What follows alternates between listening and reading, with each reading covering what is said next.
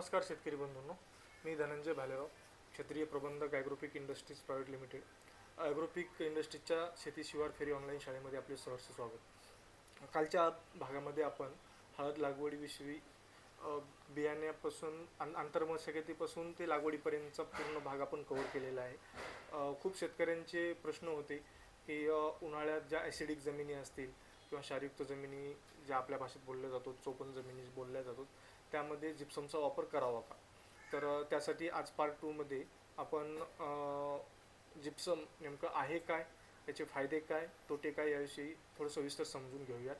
तर परत एकदा नमस्कार.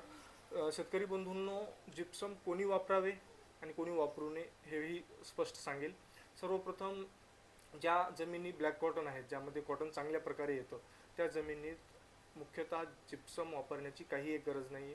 त्याचा एक ह्या शेतकऱ्यांमध्ये न्यूनगंड पसरला गेलेला आहे की जिप्सम प्रत्येक जमिनीत टाकून घेऊ म्हणजे आपल्या उत्पन्नात वाढ होईल. तर हे चुकीचं आहे. ज्या जमिनी ब्लॅक कॉटन किंवा केळी वगैरे चांगल्या येतात त्या जमिनींना अजिबात गरज नाही आहे जिप्समची. जिप्समची गरज कोण्या जमिनीला आहे? ज्या चोपन आहेत किंवा आपण शेतामध्ये फिरताना पाहतो ज्या जमिनींमध्ये मीठ फुटल्यासारखं दिसतं त्या जमिनींना गरज आहे. जी जमीन अजिबात म्हणजे पावसाळ्यामध्ये ज्या जमिनीत पाणी साठवून धरण्याची अजिबात क्षमता नाही आहे त्या जमिनीला गरज आहे. तर आपण हळूहळू जिप्सम वापरावं कधी या हळूहळू पुढं कव्हर करू. तर जिप्सम आहे काय शेतकरी बंधूंनो? जिप्सम म्हणजे कॅल्शियम सल्फेट, ज्यामध्ये कॅल्शियम CaSO4 असतं 23.3% 23.3% आणि सल्फर असतं 18.5%. या दोन्हींचं मिश्रण म्हणजे जिप्सम. तर हे काय असं रॉकेट सायन्स नाही आहे किंवा कुठे इम्पोर्टेड फर्टिलायझर पण नाही आहे. हे राजस्थानमध्ये खडकांमध्येच जिप्सम नावाचा खडक सापडतो.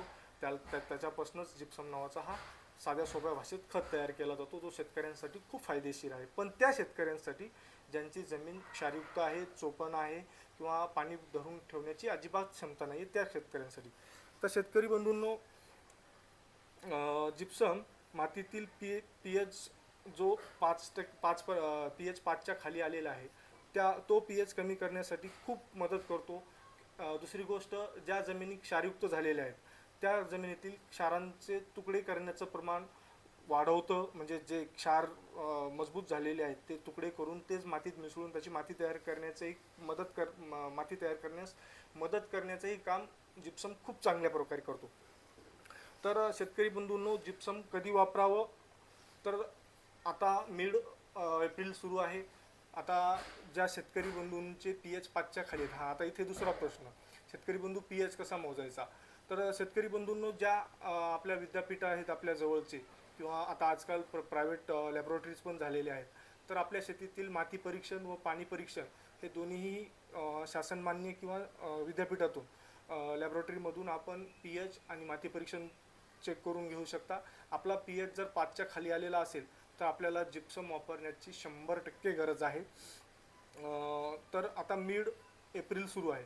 नांगरटीसोबत आणि नांगरटी झाली असेल तरीही रोटावेटरसोबत किंवा नंतर आपण वखरणी वगैरे पेरणीपूर्व वखरणी वगैरे करताना आपण एकरी 200 ते 300 किलो, परत एकदा सांगतो, एकरी 200 ते 300 किलो या प्रमाणातच जिप्सम द्यावे.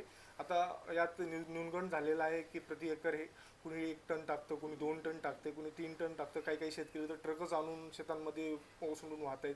हे चुकीचं आहे. म्हणजे जास्त टाकल्याने जास्त उत्पन्न वाढतं, हा न्यूनगंड शेतकरी बंधूंनो डोक्यातून काढून टाका. हे झालं समजा आपलं मिड हे. तर आता याचे फायदे सांगतो तुम्हाला. pH कमी करण्यास जिप्सम खूप मदत करतो. ज्या जमिनी ॲसिडिक आहेत त्यांच्या pH लेवल कमी करण्यास खूप फायदेशीर आहे. दुसरी गोष्ट, जी जमिनीतील पाणी वाढवण्याची क्षमता असते आपल्या, ती वाढवण्यास खूप मदत करतं जिप्सम.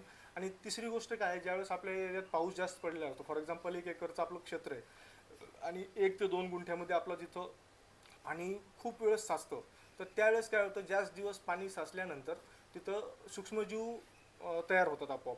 तर यात सर्वच काही आपले विरोधी नसतात किंवा शेतकऱ्याचे शत्रूही नसतात. यातील जे मित्र सूक्ष्मजीव आहेत त्यांनाही वाचवण्याचं काम जिप्सम खूप चांगल्या प्रकारे करतं.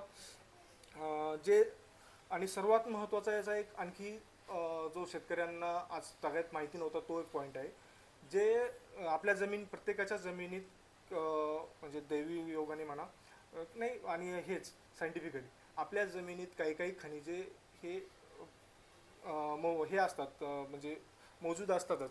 तर त्यातील फॉर एक्झाम्पल मॅग्नीज असेल किंवा कार्बन जे खतं आहेत ते न्यूट्रल झालेले असतात. असतात खते पण ते न्यूट्रल असतात, ते झाड अपटेक नाही करू शकत. तर त्यांनाही अब्सॉर्ब करण्याचं काम हे जिप्सम खूप चांगल्या प्रकारे करतं. त्यानंतर ज्या क्षारयुक्त जमिनी आहेत त्यातील क्षार जे आहेत छोटे छोटे ते ब्रेक करून त्याचं मातीत रूपांतर करण्यासही खूप चांगल्या प्रकारे मदत जिप्सम करतं. त्यानंतर ज्या जमिनींचा पीएच 5 किंवा 5पेक्षा खाली आहे त्या जमिनींमध्ये ॲसिडिकमधनं चांगल्या जमिनीत रूपांतर करण्यासाठीही जिप्समचा खूप चांगल्या प्रकारे असा मदत होतो. अल्मोनियमची मात्रा ज्या जमिनींमध्ये शेतकरी बंधूंनो वाढलेली असते ती मात्रा कमी करण्यासाठी जिप्समची खूप चांगल्या प्रकारे मदत होते.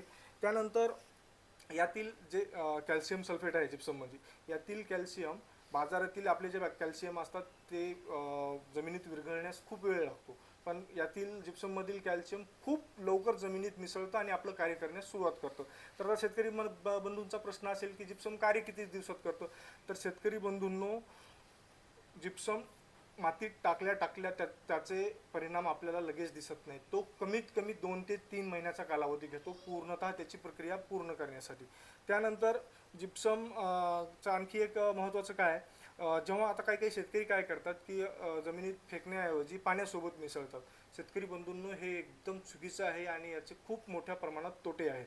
तर ज्यावेळेस आपण पाण्यासोबत मिसळतो तर आपलं जाड जे मीठ असतं त्या मिठासारखं तो बनतो आणि त्यामुळे क्षारता जी आहे जमिनीची की जे क्षारयुक्त जे क्षार आहेत ते वाढवतही नाही आणि कमीही करत नाही. म्हणजे तो आपलं फॉर एक्झाम्पल न्यूट्रल प्रकारे काम करतो, त्याचा काही एक उपयोग होत नाही.